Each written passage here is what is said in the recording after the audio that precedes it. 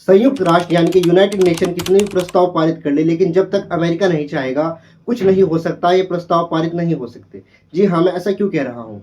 United nation के अंदर 5 permanent member हैं। अमेरिका, चाइना, रशिया, ब्रिटेन और फ्रांस, जिनके पास वीटो पावर होती है। यानी कि अगर मेंबर कंट्रीज चाहे कितने भी वोट दे दे, अगर इन 5 कंट्रीज में से एक भी मेंबर कंट्रीज ने वीटो कर दिया, अपनी वीटो पावर का यूज कर लिया, तो उस प्रस्ताव की कोई वैल्यू नहीं रह जाती।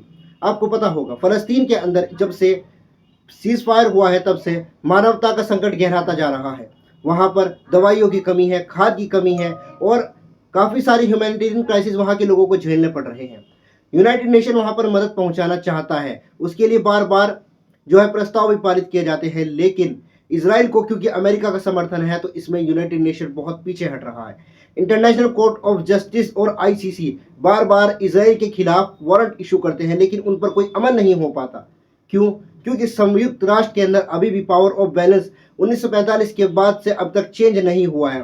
जो पावर ऑफ बैलेंस पहले था, वही पावर ऑफ बैलेंस अब है। यानी कि जो 5 परमानेंट मेंबर कंट्रीज हैं, उनके फेवर में ये पावर ऑफ बैलेंस है, जिसके बाद से संयुक्त राष्ट्र के होने या ना होने से कोई फर्क नहीं पड़ता।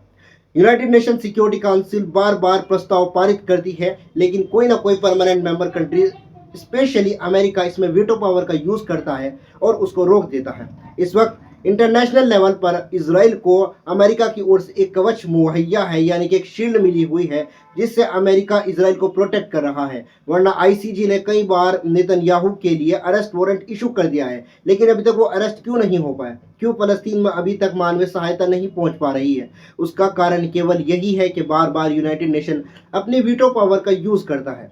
यूनाइटेड नेशन में इस पावर के बैलेंस को लेकर आपका क्या सोचना है, एक बार कमेंट सेक्शन में जरूर बताइए। Thank you.